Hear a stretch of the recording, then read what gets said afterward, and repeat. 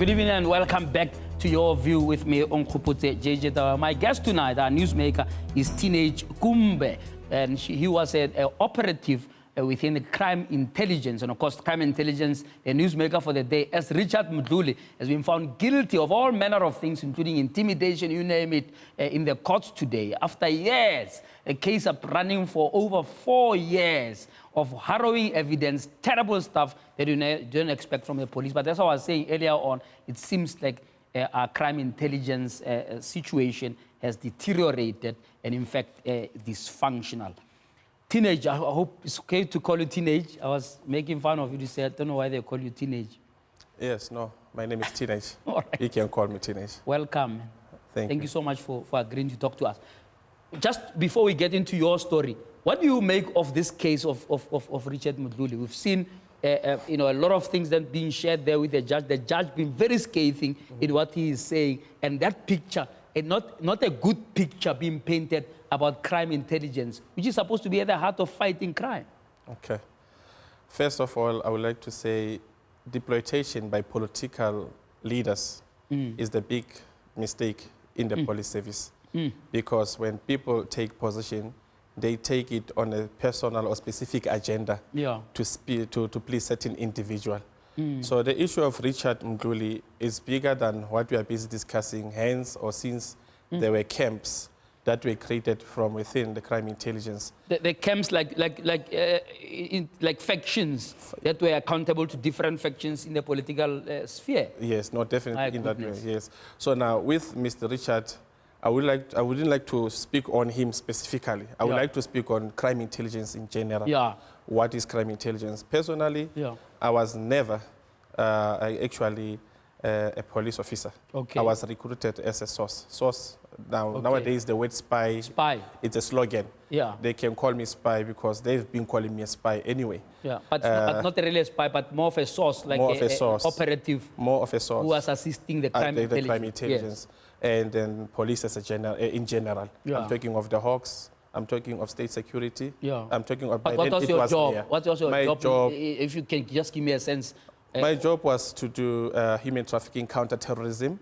Counter-terrorism? Yes. In South Africa? In South Africa, yes, I was part of that. Actually, that was the year 2003 and 4, by the time of ISIS. It started 1999. I was part and parcel of that.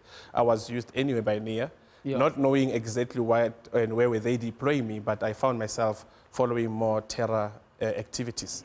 Nonetheless... so there were terror activities in South Africa, like when they were recruiting youngsters and things like that? No, yes, definitely that time. And this is from the time where Mahmoud was picked in Cape Town, and Yahya was picked in Mayfair, in Johannesburg. Yeah. I was actually used by the NIA in the help of the South African Police Service. By then, Mr. Jackie Slaby was alive. Yeah. And then he was part and parcel. So you are the one who gave them their lead to those terrorists? Well, I did the best that I could do to assist them. It's not the only thing. Look, South Africa has got multiple crimes. We talk of murder, heist, we talk of trafficking of firearms. Yeah. I've been feeding them with all those kind of information, which were all successful. Yeah. But growing as a source, you end up understanding the language of the police more. Yeah. That they start, there's too many groups within the police, and then most of them, they serve... That are not working in concert, that are fighting. They are fighting amongst one another, and they work for stomach. Look, police not all police anyway. Sure. There are those who are very good. There are those who are terrible, who are part and parcel of the syndicates. Who are part of criminal syndicates. Yes, who are part of criminal syndicates. Meaning, even if you to step your toe on their suspects, you'll be a victim. What I'm trying to say to you is, if you look at the border, crossing of cars in and out, I mean, first of all, we've got the intelligence there, we've got military there, we've got SAPs there, we've got SARS there. I mean, how are the cars and trucks of cigarettes coming in and out? That's the beginning. Two, if you look at locally, heists, South Africa has got a very, very advanced electronic system to fight crime, in the country. But instead, police will be the ones who go and reach the place first and serve their stomach first. How I come about this, because I worked with them, I infiltrated some of the syndicates, whereby I was very loyal to the South African Police Service, but I realized that I end up becoming a victim myself. So maybe you were supposed to ask me also why I'm so brave to come in the open, you know, before we can go deeper. No, If they are listening automatically, Yeah. I am a threat or they're my threat as well. Nonetheless, crime intelligence, the Hawks, and the state security. So, sorry, are on the latter point, you're saying that the police were involved in the heist. 100% they are involved.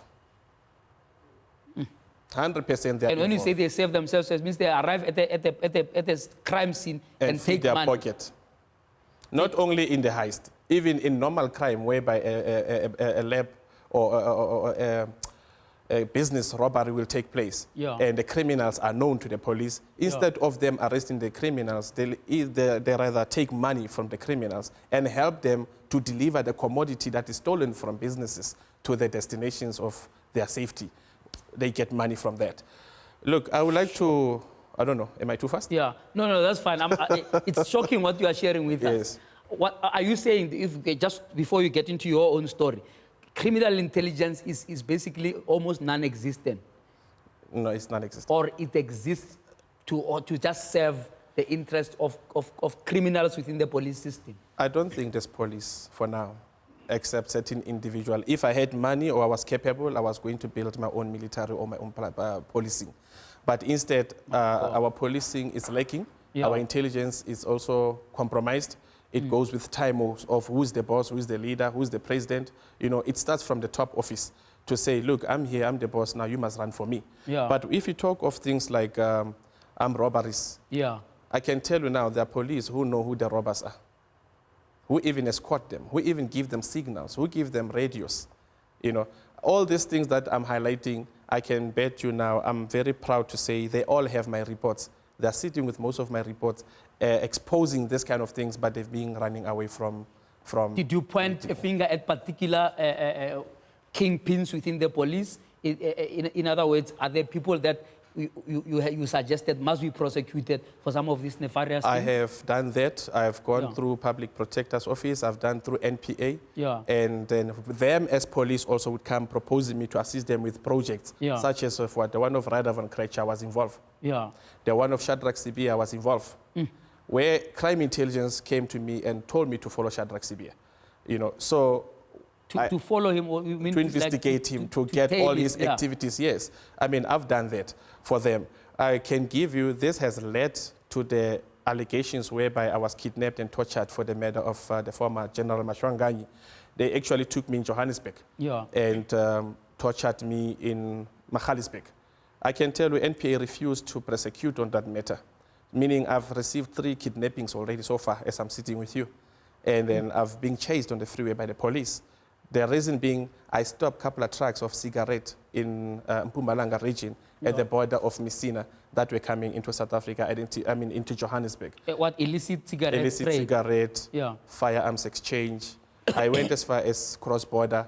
Some of the crimes that are coming to South Africa are international crimes. They are not always domestic crimes, whereby you find police, instead of following such threats. But did you open cases where you knew? I've got too many cases. I can tell Where you you, opened at the police station to try and get them to investigate their own. they've got too many friends. cases. They've got too many cases. And have you escalated this matter to the Minister of Police at all?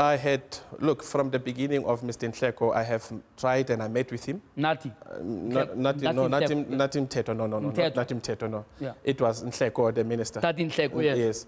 The Nhleko, I met with him in Johannesburg at next to the Tule House, Yeah. where I gave him report and I tried to engage with him. He then referred me to Ntlemeza. That is the time when he was still fighting, Ntlemeza was still fighting with Apollo Salavin and so on. Yes. And then I couldn't go there because I saw the seat was hot. And then I did write to the current minister. I wrote to the Fikile Mbalula while he was still a minister, even met Fikile myself in person. Yeah. And I tried to report And this. none of these ministers did anything about the information we give them. None of them did anything. I went then writing to the Bekitele's office. I think this is one of the letters I can tell you I wrote. Since last year, I've been writing to Bekitele's office. I even used my lawyers to speak to Bekitele, and the PAs will tell me this matter falls under crime intelligence. Go back to the police commissioner. I would then write back to the commissioner. I went to The current police commissioner. Mr. Ketlastole. I went to him. And I said with him. also done nothing He has about done the nothing. Instead, they'll keep on saying we are working on your matter. How long ago Musa. did you write to him? I've been talking to these offices till this end, from 2007 till today. Nothing. What's your analysis about why nothing is being done? Do they just see you maybe as a disgruntled, there's a problem source? with them calling you a source because they think when you're a source, you are their puppet. That's the problem, number one. Two, they forget part of some of us, like I did full training of security. Yeah. I'm well trained. And before I can even work with them, I started this thing from the age of 11 years. Yeah. At the time of apartheid since 1989. I was an informer from that time. Yeah. At the time of the ANC and the Boas fight, RVPA and so on. I've saved some of the communities from the explosives in the townships. So they don't know my background. Yeah. People, they just take, I'm your handler, I'll just play around with you, I'll mess up with you. Your information is being compromised. How is it compromised? If they see that it suits certain names, it actually doesn't materialize. And instead of them putting the victory for you into their departments, their offices, they actually take for themselves and eat the monies of the state. During this time, since Nhleko and so on, Robert McBride was in office as head of IPID, who was supposed to, in a sense, be a watchdog to police. Have you approached his office at all? He's also compromised. How is he compromised? Look, he's got his own people. He was saving that office for personal gain as well, or to please certain people. I have returned to McBride. I was so disappointed with him that he even took my hard drive with information. He never followed me. He never called me. He never did anything with my information. But you gave him the hard drive? I gave him the hard drive. I was surprised to see some of my information running into social media.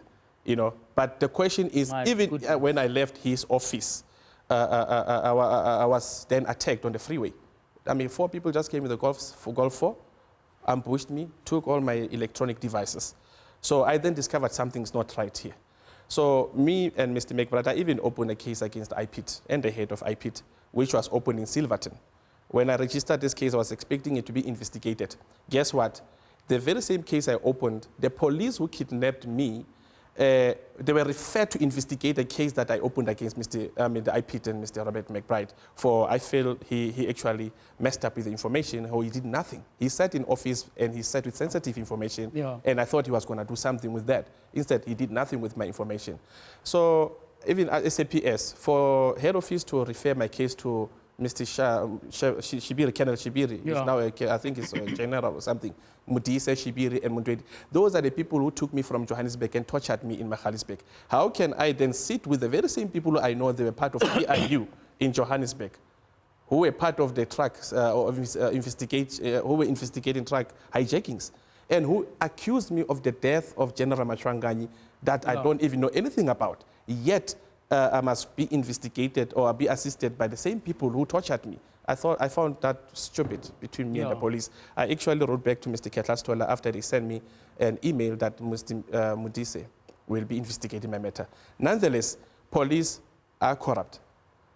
I can tell you, if you talk of a new unit, you are talking about the very same police who come from organized crime from other stations. What makes them different? It's not like they are new. They know the system. Let's pause there. We're going to take a break now. When we come back, I want you to tell me why you've decided to come forward and what you would like to see happen. If the Minister of Police is watching us tonight, what should he be doing to intervene in the matters you have raised? We're talking to Teenage Kumbe, who was an operative within the crime intelligence. He's spilling the beans about the horror stories that are happening within those who are supposed to guard us, those who are supposed to protect this society. Let's take a break now. Thank you.